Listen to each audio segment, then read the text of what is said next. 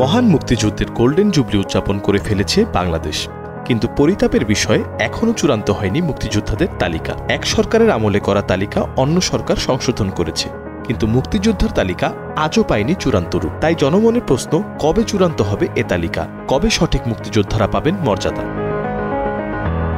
মুক্তিযুদ্ধকে আওয়ামী লীগের একক সম্পত্তি হিসেবে প্রতিষ্ঠিত করতে চেষ্টার কমতি ছিল না ফ্যাসিস্ট হাসিনার। মুক্তিযোদ্ধাদের সংজ্ঞাও পাল্টে ফেলেন ৭১-এ পাকিস্তানের আদর আপ্যায়নে থাকা এই একনায়ক।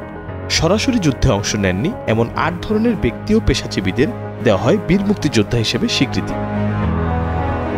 প্রফেসর ইউনূসের নেতৃত্বে অন্তর্বর্তী সরকার ক্ষমতা নেওয়ার পর প্রত্যাশা তৈরি হয় রণাঙ্গনের প্রকৃত মুক্তিযোদ্ধাদের সঠিক মর্যাদা দিতে। পরিবর্তন আনার লক্ষ্যে জাতীয় মুক্তিযোদ্ধা কাউন্সিল ২০২২ সংশোধন করে অধ্যাদেশ করা হচ্ছে বলে জানিয়েছেন মুক্তিযুদ্ধ বিষয়ক উপদেষ্টা ফারুকী আজম।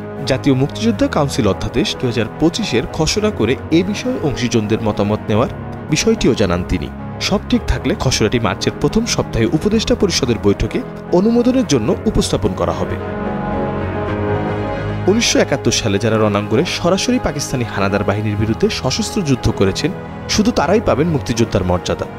অন্য যারা দেশ বিদেশ থেকে স্বাধীনতা অর্জনকে ত্বরান্বিত করার প্রয়াসে সংগঠকের ভূমিকা পালন করেছেন, বিশ্ব জনমত গঠন করেছেন এবং কূটনৈতিক সমর্থন আদায়ে কাজ করেছেন, তারা হবেন মুক্তিযুদ্ধের সহযোগী। গণমাধ্যমকে দেয়া এক সাক্ষাৎকারে এসব কথা জানান অন্তর্বর্তী সরকারের মুক্তিযুদ্ধ বিষয়ক মন্ত্রণালয়ের উপদেষ্টা ফারুকী আজম। স্বাধীনতার ৩ দশকে মুক্তিযুদ্ধ নিয়ে দেশে বিদেশে হয়েছে নানান গবেষণা এবং এই গবেষণা চলছে। যুদ্ধে অংশ নেওয়া সংখ্যাগুরু অকুতোভয় দুরন্ত এ দামাল ছেলেরা কারা? এদের মূল ঠিকানা কোথায়? বাবা মায়ের পরিচয় কি?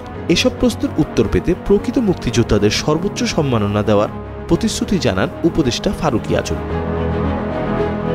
মির্জা সানোয়ার হোসেন, কালের কণ্ঠ।